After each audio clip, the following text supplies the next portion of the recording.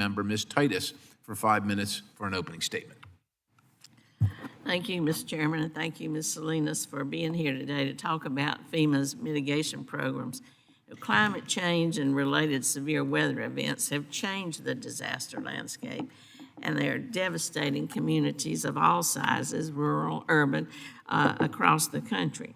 Responding to these disasters really isn't enough. Proactive mitigation strategies are necessary to build resilience before disasters so communities have a chance to bounce back.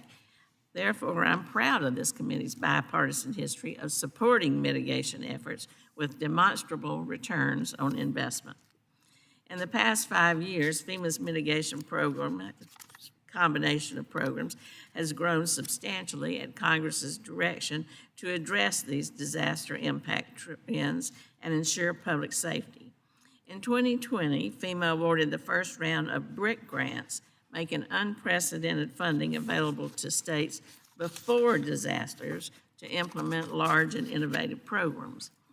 Last year, FEMA awarded the first capitalization grants for the Safeguarding Tomorrow Revolving Loan Fund program, which was finally funded thanks to the bipartisan infrastructure law.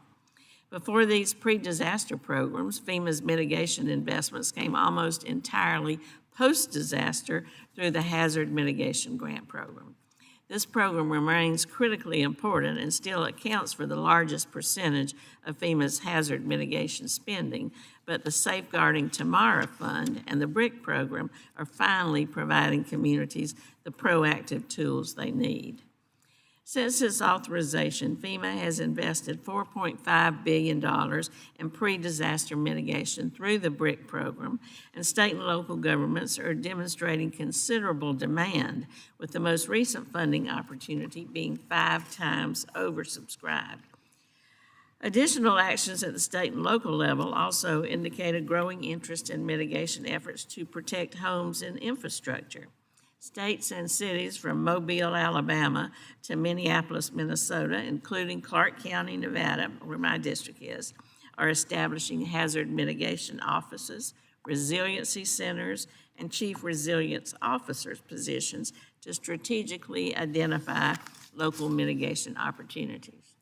Now, talk about saving money. It's not surprising that investments in mitigation are proven to save money. Every $1 investigated in mitigation results in up to $13 saved post-disaster.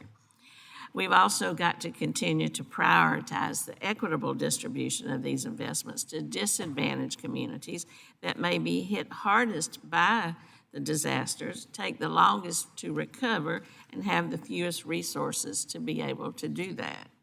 I've heard from these communities that they're often unable to successfully apply for the federal mitigation grant funding due to a lack of capacity and resources.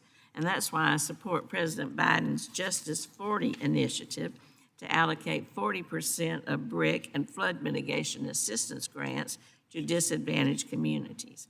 And the Community Disaster Resilience Act, the Resilience Zone Act, led by Representative Davids here in the House, to identify census tracts that are most in need and most at risk to natural disasters. Finally, access to mitigation funding can't stop at the local level. I believe homeowners should have the chance to access mitigation funds to protect their families and their financial security. Unfortunately, homeowners can't often retrofit their homes with recommended mitigation measures because they're just too expensive.